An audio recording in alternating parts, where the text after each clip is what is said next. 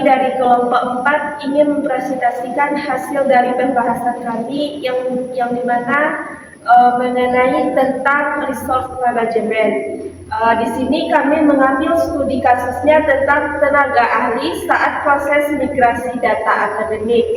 Saya Dira Mulyani sebagai moderator. Saya Nabila Oktawantika sebagai pemateri. Saya Salma Putri Anissa sebagai pemateri. Saya Wahyu Ilahi sebagai pemateri. Saya Bima Wahyudi sebagai pemateri. Baik, langsung saja masuk kepada pembahasannya, yang dimana pembahasan pertama yang akan dibahas oleh saya sendiri. Nah, sebelum masuk ke pembahasan studi kasus ini, kita bahas dulu struktur dan inti migrasi datanya. Nah, keberhasilan migrasi data akademik bergantung pada peran yang jelas dan terdefinisi dalam proyek. Ada 4 tahapan. Yang pertama ada project manager, yaitu mengatur seluruh kegiatan migrasi, menyusun jadwal, mengelola risiko dan melaporkan ke pemimpin. Yang kedua yaitu ada data migration atau spesialis. Ada penanggung jawab untuk migrasi, menentukan mapping data, memastikan kualitas dan menjalankan migrasi utama. Yang ketiga yaitu ada developer, yaitu membantu dan menjalankan skrip migrasi data ETL, bertanggung jawab atas SQL, pemrograman dan penanganan bug. Yang keempat ada QA atau tester, memastikan data hasil migrasi sesuai dan sistem berjalan benar, melakukan penguji dan mencatat errornya. Nah, selanjutnya ada peran pendukung dan kebutuhan skill. Di sini ada support staff, yaitu menangani kendala pengguna dan melaporkan masalah setelah migrasi, menerima laporan dan meneruskan ke tim teknis.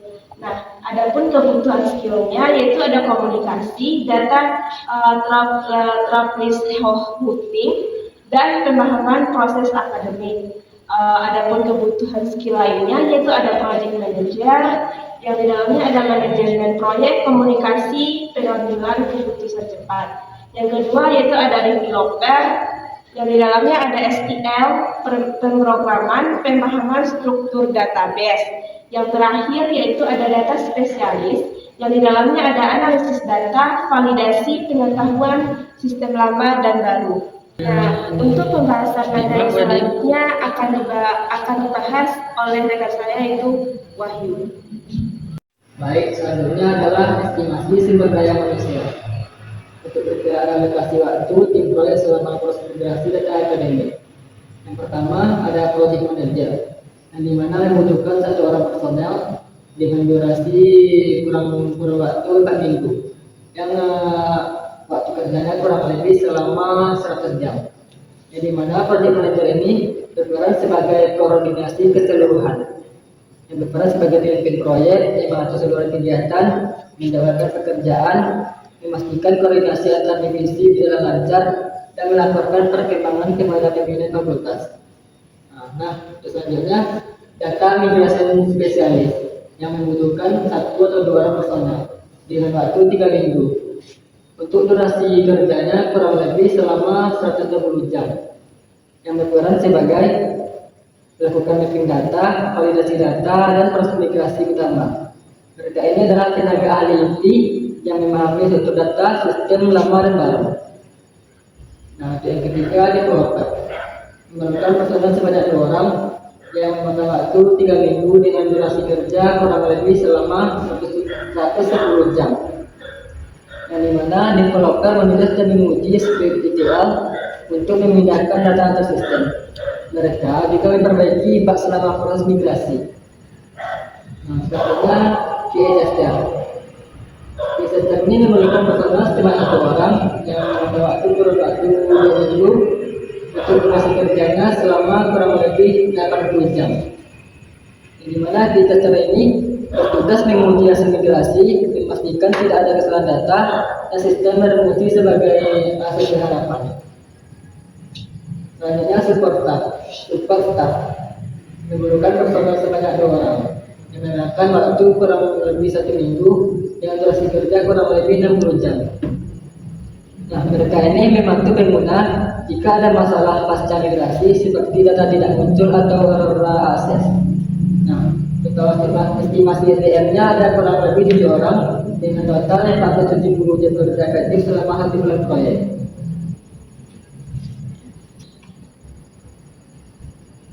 Nah, selanjutnya alokasi waktu proyeknya yaitu 4 minggu. Proyek migrasi data akademik diperkirakan memakan waktu kurang lebih 3 sampai 4 minggu hingga siklus tabel sebelumnya. Untuk minggu pertama, persiapan dan analisis, identifikasi struktur data lama, rencana migrasi dan pembagian tugas.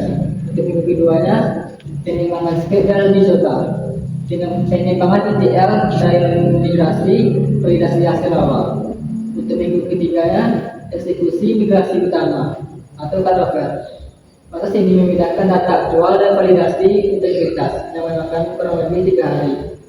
Untuk minggu keempatnya, stabilisasi dan dukungan pasca migrasi, monitoring perbedaan bug dan respon tiket pengguna. Nah, setting dari saya selanjutnya akan dijelaskan oleh rekan saya yaitu Bima.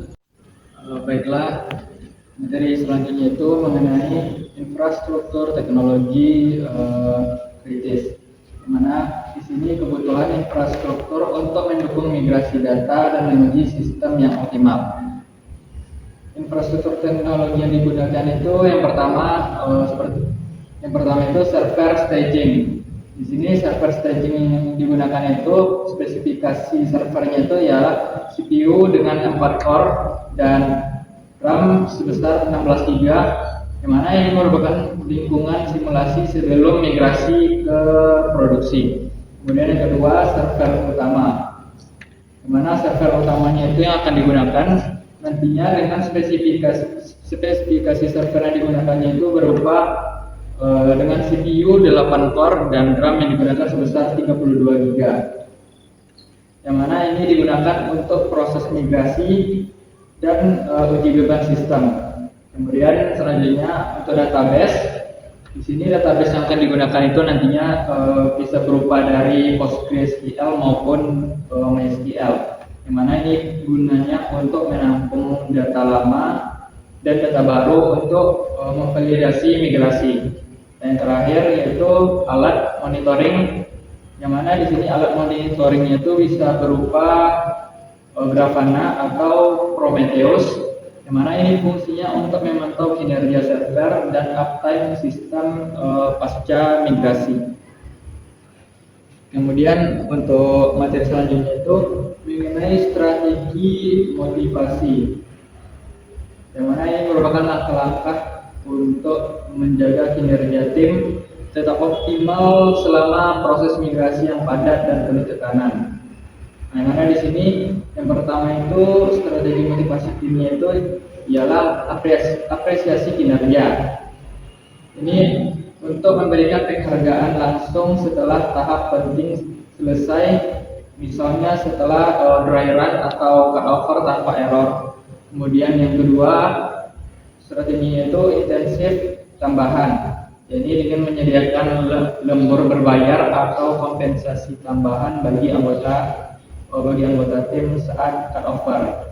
Kemudian yang ketiga, lingkungan pasif, yang mana dengan melakukan daily check-in meeting yakni selama kurang lebih 10 menit untuk memberikan semangat dan mendiskusikan kendala secara terbuka. Dari terakhir itu strateginya dengan melakukan pengakuan personal. Ini yang mana ini di sini project manager memberikan ucapan penghargaan di grup tim atau rapat akhir minggu untuk anggota yang berprestasi. Mungkin sekian yang dapat saya sampaikan. Untuk materi selanjutnya saya serahkan kepada Salma. Salma, silakan. Selanjutnya saya akan menjelaskan sistem komunikasi efektif. Komunikasi efektif sangat penting untuk memastikan semua tim memahami tugasnya, mengetahui perkembangan proyek, serta menyelesaikan kendala yang cepat.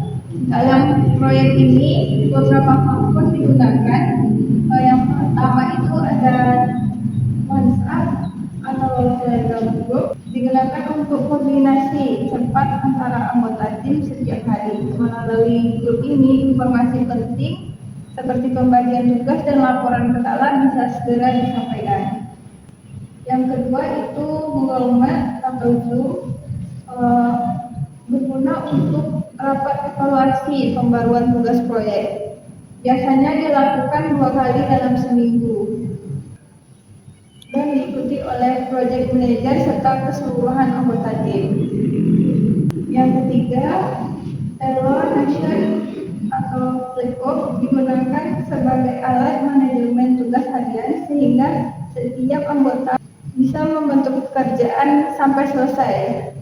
Dengan menggunakan sistem komunikasi seperti ini, koordinasi antar divisi menjadi lebih teratur, informasi tersampaikan secara jelas dan risikonya mungkin lebih bisa diminimalisir.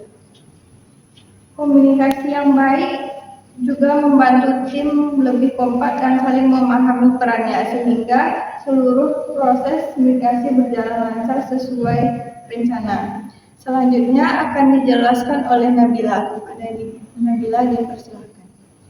Materi selanjutnya yaitu penanganan konflik antar divisi. Konflik sering muncul antara developer atau kecepatan dan QA atau data spesialis atau penelitian. Penanganannya harus profesional. Langkah pertama yaitu identifikasi. Identifikasi ini untuk menggali sumber masalah secepat mungkin. Project manager mendengar kedua belah pihak seperti developer dan QA atau data spesialis untuk memahami akar perbedaan pendapat sebelum konfliknya meluas. Tujuannya tersebut untuk menentukan penyebab dan bukan menyalahkan. Yang kedua yaitu mediasi. Untuk yang mediasi itu akan dilakukan mediasi terbuka. Project manager memfasilitasi pertemuan antara kedua belah pihak, bisa menyampaikan pandangannya secara terbuka dan objektif. Di sini hasilnya itu akan diharapkan ada kesepakatan antara kedua belah pihak. Yang ketiga yaitu fokus data. Pada fokus data, semua keputusan yang diambil berdasarkan fakta proyek, bukan opini pribadi. Contohnya seperti melihat hasil progress tracker, laporan bug dan hasil uji QA sebagai dasar keputusan. Di sini fokusnya itu sebagai pada data dan target proyek, bukan ego antar tim. Yang keempat yaitu dokumentasi keputusan. Setiap hasil mediasi dan keputusan yang disepakati itu harus tercatat secara resmi. Hal ini untuk mencegah terjadinya kesalahan tafsir atau kesalahpahaman di kemudian harinya. Terus dokumentasi ini membuat keputusan menjadi transparan dan bisa dipertanggungjawabkan. Yang terakhir yaitu evaluasi. Dievaluasi adalah langkah terakhir. Di sini kita akan mengevaluasi hasil penyelesaian konflik. Tim menilai apakah solusi yang diterapkan ini berhasil mengurangi ketegangan dan meningkatkan kinerja. Jika masih ada kendala, pendekatan baru bisa disiapkan untuk proyek berikutnya. Pada slide ini kami menjelaskan bagaimana cara tim menangani konflik antara divisi, khususnya antara developer yang berfokus pada kecepatan kerja dan QA atau data spesialis yang menekankan ketelitian. Terus penanganan dilakukan dengan 5 langkah seperti yang disebutkan tadi. Dengan sistem ini tim bisa menjaga kerjasama tetap solid meskipun dalam tekanan. Dari pembahasan tadi dapat kita simpulkan proyek migrasi data akademik bergantung pada 3 hal utama. Yang pertama yaitu perencanaan yang sistematis, yang kedua yaitu dukungan infrastruktur yang memadai, dan yang terakhir yaitu komunikasi serta motivasi tim yang baik. dengan pengelolaan sumber daya manusia, waktu, dan teknologi yang tepat, proyek migrasi data akademik dapat berjalan secara efektif, akurat, dan sesuai dengan jadwalnya. Mungkin hanya itu pembahasan dari kelompok kami. Sekira ada kurang dari kelompok kami mohon maaf. Kami sudahi dengan Assalamualaikum warahmatullahi wabarakatuh.